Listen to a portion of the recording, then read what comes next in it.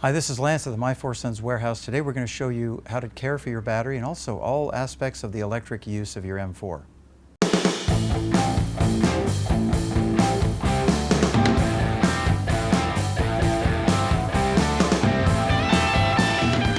Okay, when you first get your battery, you're going to take it out of the box.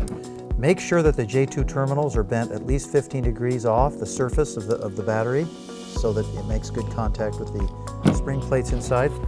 Here's the battery door.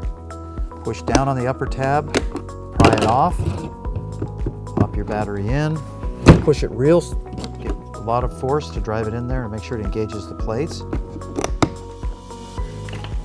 With your battery in place, you now want to test the switches to see if the battery contact is sufficient. Either switch turns on your pump. Rotate the silver switch. That's good. And notice the voltmeter lights are red and green. That's a good strong battery. Now I'm going to flip the red switch to the 1 position. That's full power. That's not a variable switch. Red and green, it means all systems go. You're ready to go out and spray. Both switches are on-off switches and they independently turn on the pump. The red switch gives you full power. You must have the red switch turned off so that it doesn't override the silver switch, and the silver switch can deliver a progressive rate of power as you rotate it clockwise. Notice when I turn on the red switch and then I turn on the silver switch, it seems to have no effect. That's why you need to have the red switch off to use the silver switch. The silver switch gives you from 20 to 60% flow as you rotate it clockwise, and it also completely turns off the pump when you rotate it counterclockwise. During the charging cycle, you need to have the unit off. The surefire way to make sure that your unit is turned off is check the voltmeter lights. They both need to be off. This is especially critical now that both switches will turn on the pump. So there's the silver switch by itself, and there's the red switch.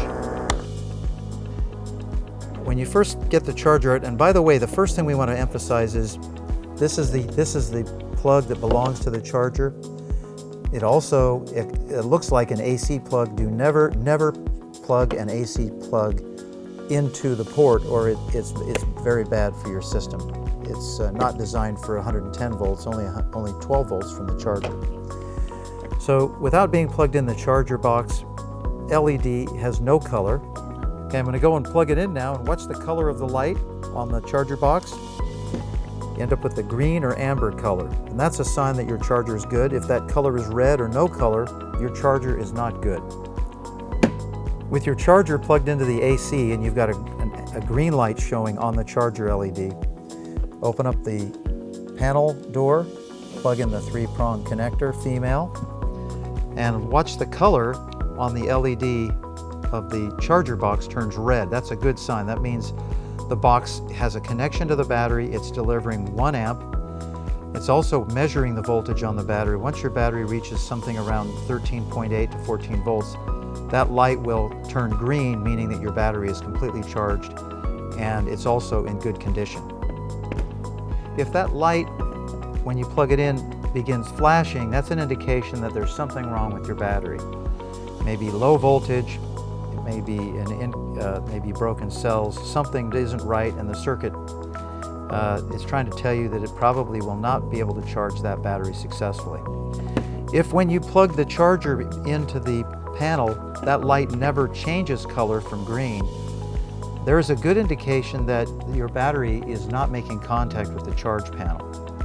We wanted to show how to use the charger box as a voltmeter, as a continuity checker. If you have it unplugged from the wall, but it's plugged into the panel, if the light is green, that means that your battery has continuity to the charge panel and the rest of the circuit.